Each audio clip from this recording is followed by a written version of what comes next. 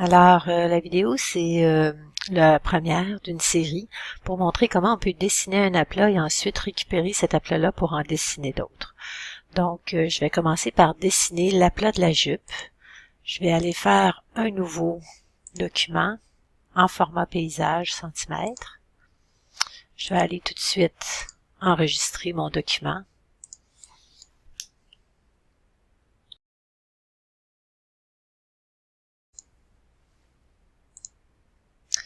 Et je vais aller maintenant placer le scan des jupes. Donc, je vais aller ouvrir.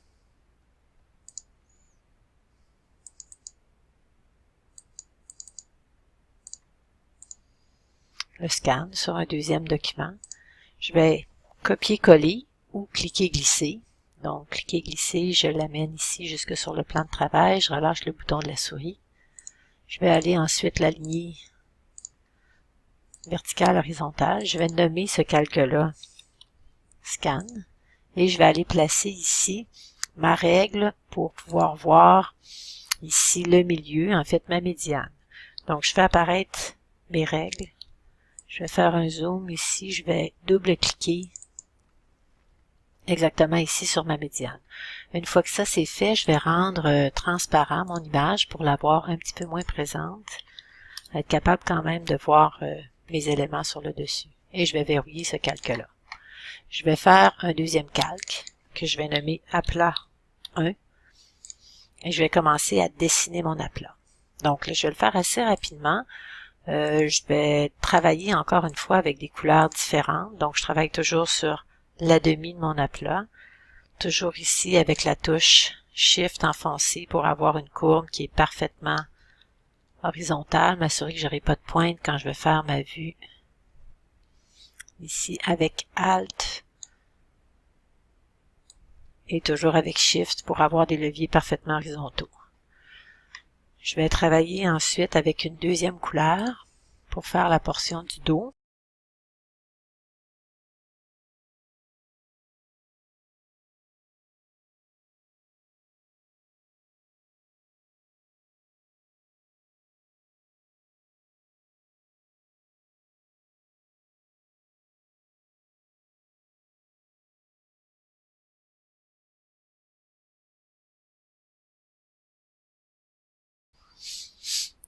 Maintenant, je vais travailler à faire la poche. Donc, je vais travailler ma poche de manière horizontale. Je vais la pivoter uniquement quand tout va être terminé. Ça va être plus facile pour avoir vraiment des formes. Je vais utiliser les formes géométriques du carré, du rectangle, et en les modifiant.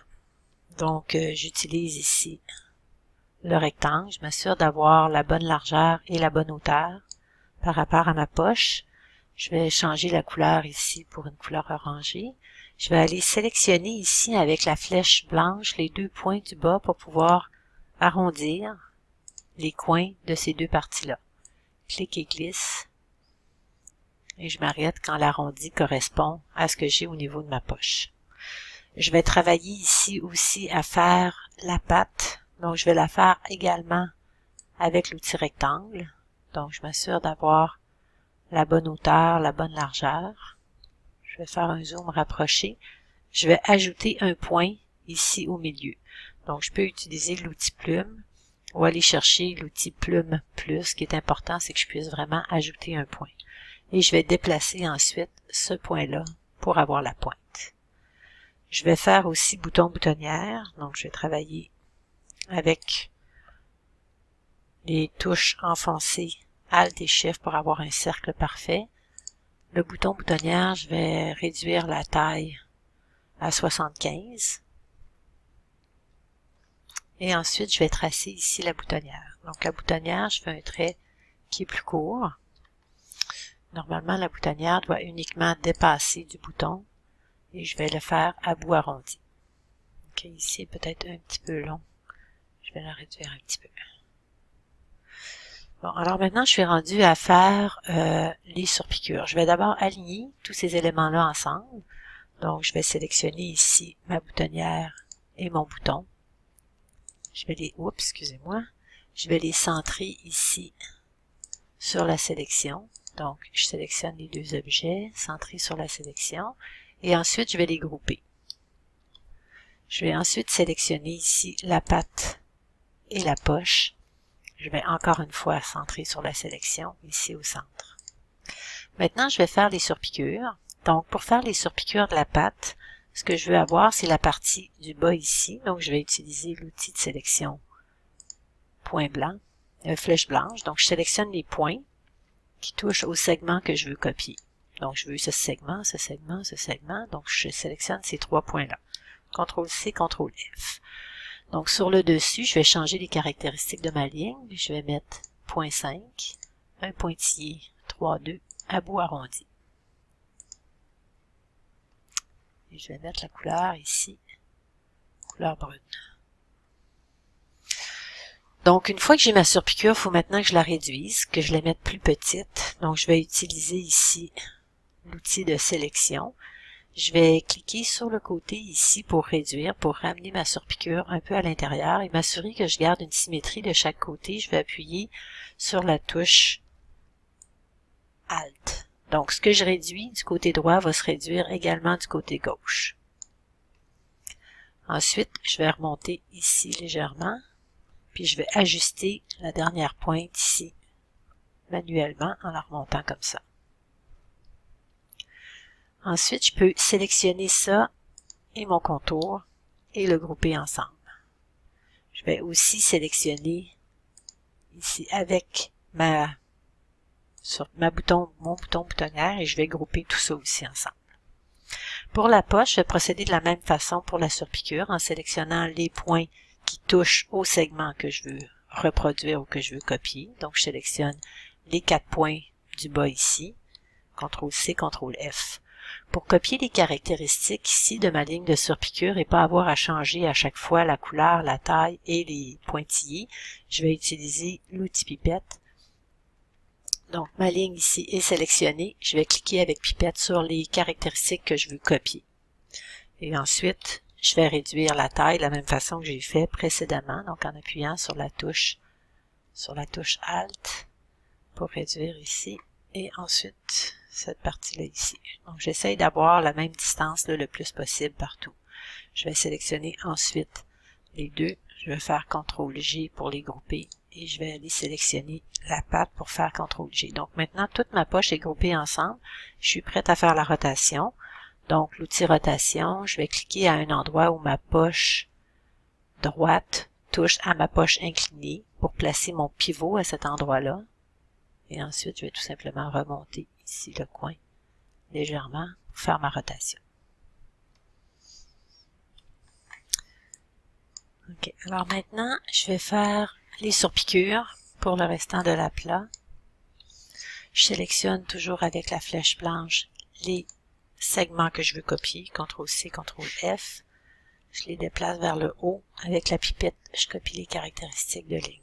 CTRL-C, CTRL-F.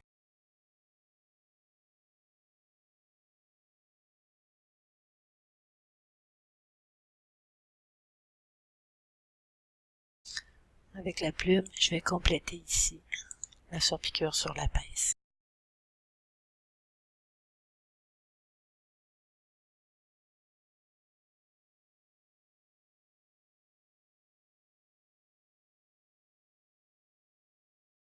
Alors maintenant que mon aplat est complété ou presque, je suis prête à faire la vue miroir.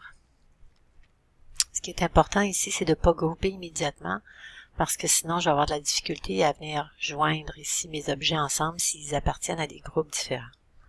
Je sélectionne tout, outil miroir, je me place sur la ligne repère, Alt, clic, copier. Je vais sélectionner tous les points qui sont au centre pour pouvoir les aligner parfaitement verticalement. Avec l'outil sélection de points, flèche blanche, je fais un léger encadré dans la section du centre. Tous les points compris dans cette zone-là vont être sélectionnés. J'aligne sur la sélection et je fais un alignement par le centre. Donc maintenant, je suis prête à faire la jonction. Je vais utiliser mon outil de sélection d'objets.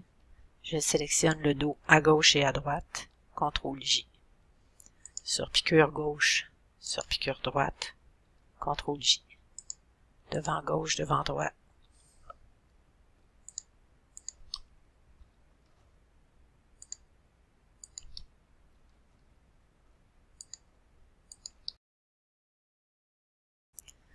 Je vais maintenant faire les groupes.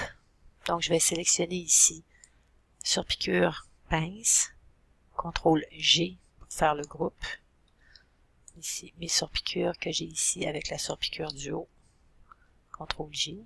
Je sélectionne ça avec les surpiqûres ici du devant et mon devant lui-même. Et je vais faire un groupe avec ça. Donc, ce groupe-là ici, c'est le devant. Le dos, je vais grouper les deux éléments du dos ensemble.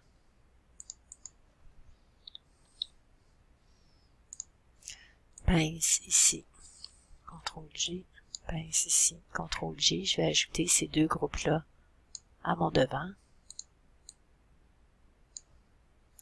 Et mes poches, je vais aussi les ajouter sur mon devant.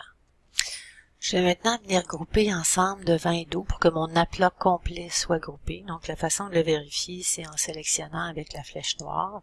Il faut que tous les éléments de mon aplat soient sélectionnés. Donc, présentement, j'ai uniquement le devant. Donc, je sélectionne les deux ici, CTRL G. Mon aplat est maintenant complètement groupé. Je peux remplacer la couleur, toutes les couleurs différentes que j'ai ici pour la couleur noire. Et je vais faire mon remplissage. Pour faire le remplissage, je vais utiliser la flèche blanche plus, qui n'est pas accessible par les touches raccourcies. Donc, je vais faire apparaître ici les outils. L'outil que je vais avoir, c'est celui-là ici, parce que je vais sélectionner des objets, mais qui sont à l'intérieur des groupes. Je vais sélectionner le devant. Je vais sélectionner ici la poche de ce côté-là. Je vais ajouter la couleur de remplissage. Je vais faire la même chose ici pour les pattes de boutonnage et pour les boutons. Et je fais la même chose au dos. Il me reste à finaliser la couture au dos avec la fermeture à glissière. Donc, je vais ici tracer une ligne noire. Et ensuite, je vais tracer un petit trait oblique. Ici, ce petit trait-là, je vais lui ajouter un profil de ligne pour simuler le curseur d'une fermeture invisible.